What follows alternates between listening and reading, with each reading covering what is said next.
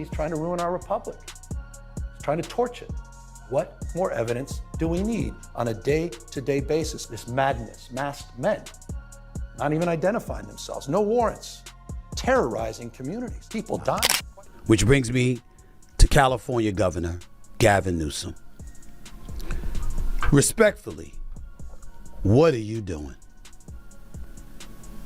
You're the governor of the state of California in the United... What happens when someone picks the absolute wrong fight, but never even sees it coming? Gavin Newsom took a swing at New York. Stephen A. Smith responded like someone had just publicly disrespected him on the biggest stage possible. No mercy, no pause, just straight total obliteration. The rant was loud, deeply personal, and borderline historic. This wasn't commentary, this was a punishment, and the entire internet felt every single second of it. So how did one political jab transform into a Stephen A. Smith explosion heard all across America? That is exactly what we are about to break down.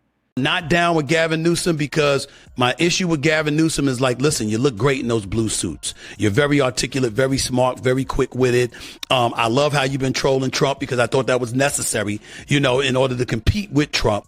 But I can't ignore the fact that you're number one in unemployment, number one in homelessness and poverty and all of this other stuff, and the price of the affordability issues in California. I can't ignore all of that. I can't ignore the fact that there's no way I can see you winning an election with some of the things that have been happening in the state of California. From the moment Gavin Newsom stepped onto the national stage, he brought a swagger that very few politicians can actually pull off convincingly. California's governor has always carried himself like a man auditioning for something far bigger than a statewide role. He projects the polished confidence of someone who already has his eyes firmly locked on a national spotlight and has been locked on it for a very long time. Donald Trump wants another election. You think for a second you want... I have 24 Trump 2028 hats. His folks keep sending me. And you think he's going to run again? Don't give me... Who spends $200 million on a ballroom at their home and then leaves the house? This is serious, guys. This is serious. So it'll be Newsom Trump in 28. No, this guy doesn't believe in free, fair. But in recent months, that towering personal ambition collided head-on with one of the loudest, most completely unfiltered voices in all of American media. And the result was nothing short of a full-blown spectacle. On his program, Stephen A. Smith didn't simply disagree with Newsom. He dismantled him with a ferocity so fierce and so laser-focused that it instantly ignited social media, cable news tickers, and political commentary everywhere simultaneously. Why are you over in Davos, Switzerland, talking to folks and speaking negatively about the president of the United States? What am I talking about? Listen to Gavin Newsom talk about Donald Trump today. Did it stand out to you that he said Iceland multiple times when he was talking about Greenland?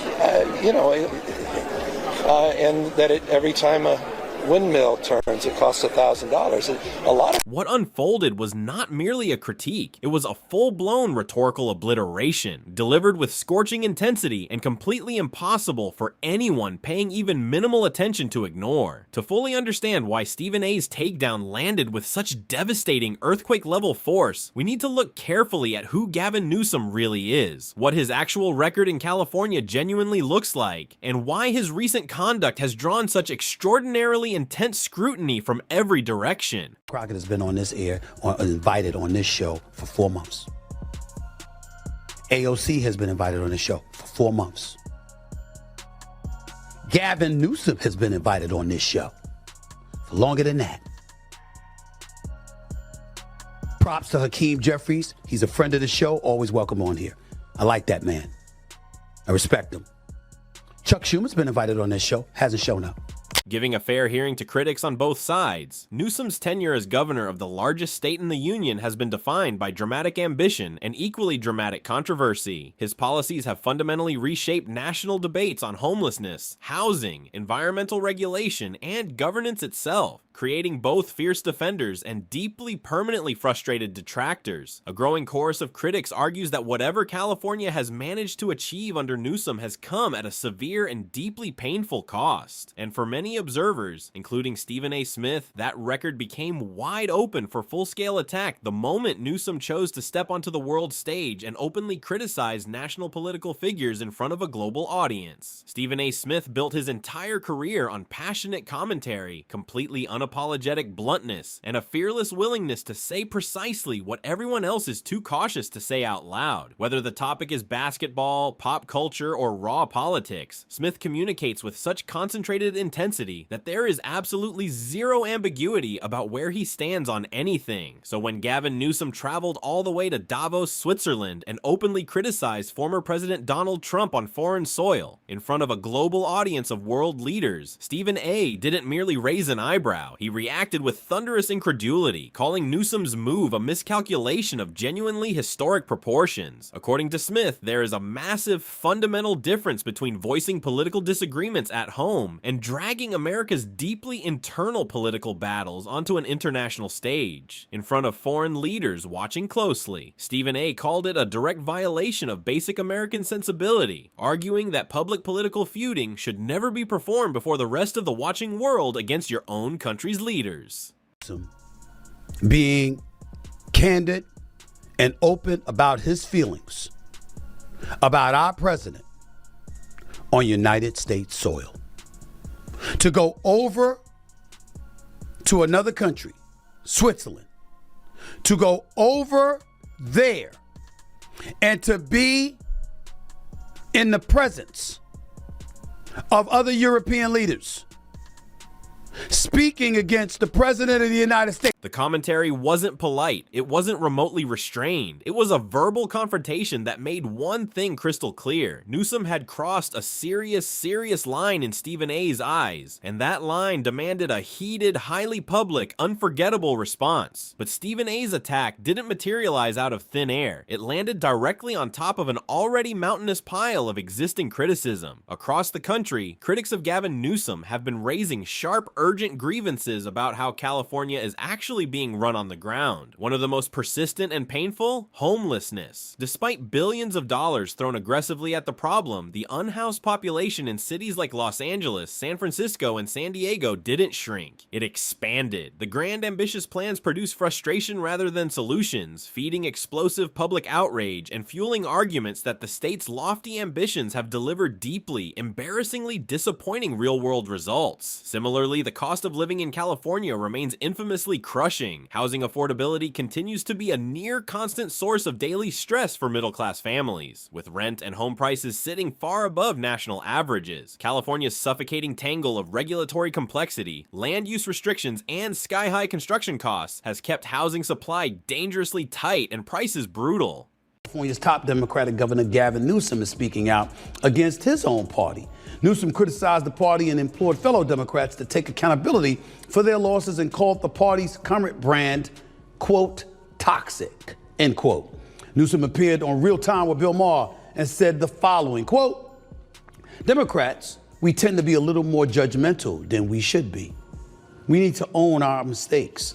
We need to own what's wrong with our party. Part of the problem with the Democratic brand is that we talk down. Critics argue that Newsom's efforts to ease zoning barriers and allow more housing density have delivered zero meaningful relief, leaving ordinary residents to struggle financially while the lofty promises of bold innovation feel completely hollow in their exhausted everyday lives. High taxes and punishing energy costs pile on even more relentless pressure, painting a picture for detractors of a state where genuine opportunity seems increasingly reserved for the ultra-wealthy, while the average person can barely keep up. Beyond that, California's deeply controversial approach to public safety has been yet another explosive flashpoint that refuses to die down.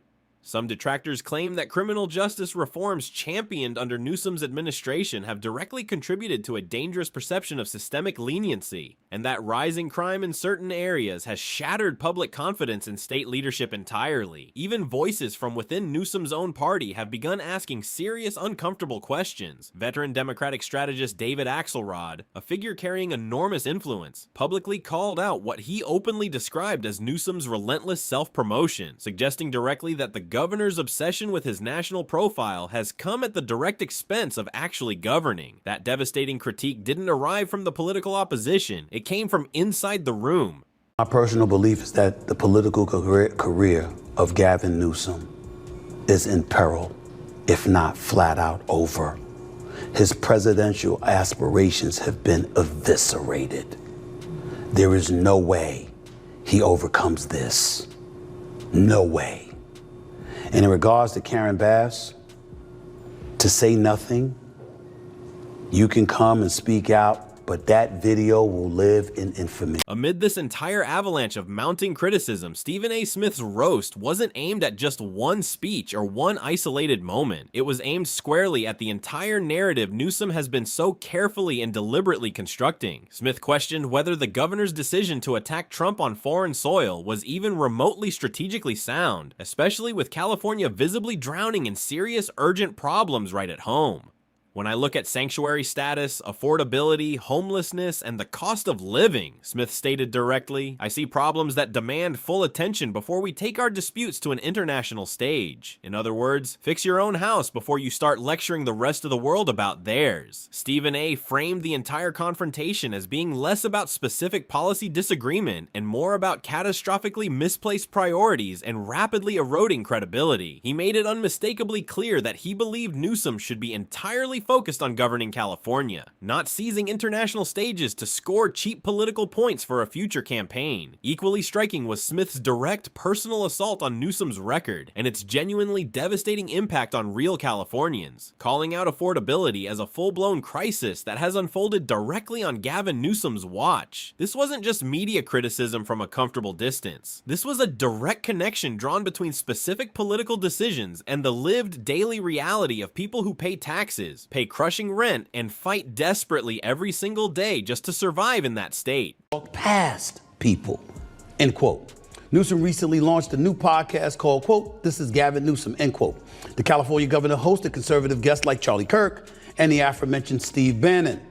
Newsom also found common ground with the right on the issue of transgender athletes competing in women's sports. He called these athletes' participation, quote, deeply unfair, end quote. Bravo. Bravo.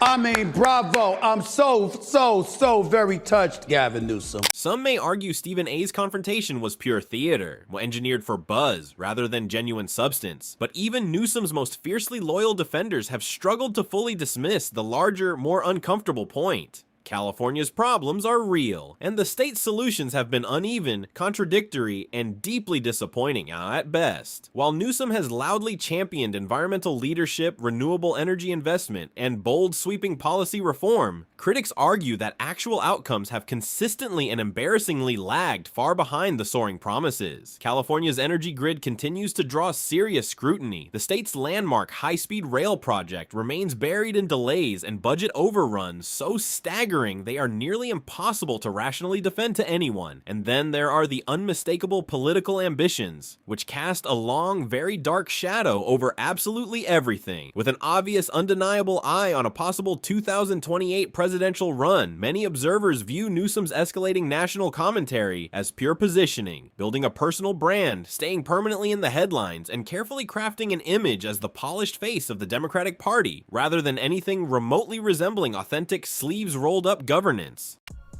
Say whatever you want here. As a governor from the opposite side of the aisle of a state in the United States on American soil, fine. But I'm one of those people, when we go somewhere else, it's America first. You know, our problems, yeah, are our problems. But we ain't taking dirty laundry outside. Now, I know that sounds juvenile. I get that. Very simplistic in the eyes of a lot of people, but some things are worthy of being. Critics argue directly that while California's serious challenges continue piling up at an alarming rate, Newsom appears far more invested in shaping a compelling national profile than actually rolling up his sleeves and solving them one by painful one. It is precisely this fundamental tension, ambition versus governance, performance versus actual results, that Stephen A. zeroed in on with absolute laser precision. He called out Newsom directly for consistently constantly prioritizing high-profile political fights that play well in tomorrow's headlines over doing the hard, unglamorous, grinding work of genuinely serving the people he was elected to represent, day in and relentlessly day out. Perhaps the single most devastating part of Stephen A's complete roast was the methodical way he connected Newsom's political bravado to the very real, very tangible, very painful problems left unresolved back home. He didn't merely state that Newsom was wrong, he cataloged and methodically, mercilessly, and without a single moment of hesitation, precisely how the governor's specific choices have fueled growing public frustration and irreparably eroded public trust. For Stephen A., this was never remotely about partisan ideology. It was about one thing and one thing only: accountability. When Newsom stood on foreign soil and publicly attacked a former U.S. president before a global audience, Stephen A. saw it for exactly what it was: a glaring, deeply embarrassing example of catastrophically misplaced focus, a political miscalculation that didn't just look bad from the outside, it exposed him completely. I like Gavin Newsom.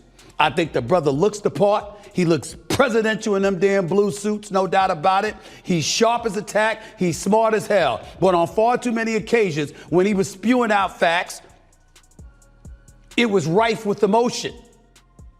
Instead of addressing the facts that the right was throwing in his direction to debunk anything that he had to say.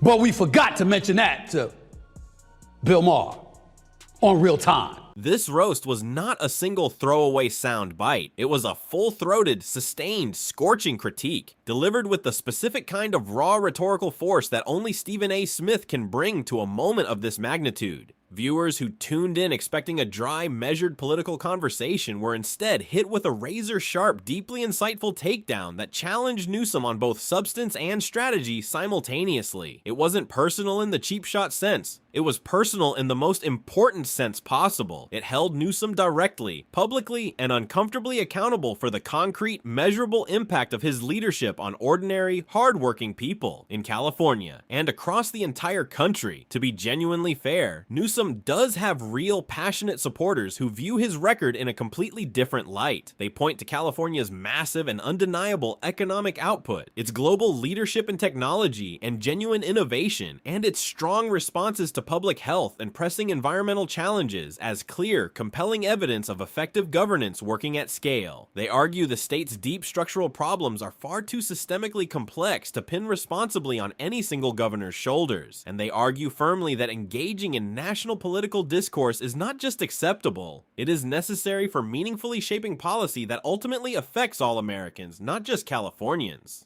Of California that you would say that. Why didn't you add that you were the one doing it? Because that's exactly what the hell you were doing.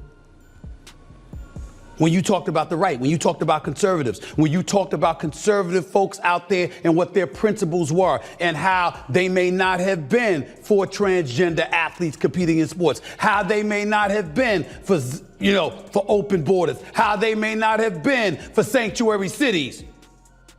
Didn't you question their humanity? Both sides carry real weight. Both perspectives fully deserve to be heard and honestly considered. But without any question, Stephen A. Smith's roast tapped into something raw and undeniably real. A deep, pressurized vein of broad skepticism cutting straight across the entire political spectrum, rooted in years upon years of unmet promises and an urgent, burning hunger for actual, tangible, measurable results. What makes this particular moment so much larger than a simple media clash is precisely what it reveals about how media, politics, and public perception violently collide in today's unforgiving, always-on world. This was not a throwaway media moment destined to be forgotten by tomorrow. This was a high-stakes collision that exposed something far deeper and far more troubling: the dangerous, combustible tension between leadership and naked ambition, between governing and endlessly performing, results versus rhetoric, genuine governance versus relentless self-promotion. In the end, public figures are never ultimately judged by what they merely intended to do. They are judged harshly, publicly, and permanently by what they actually did when the spotlight was burning at its absolute brightest.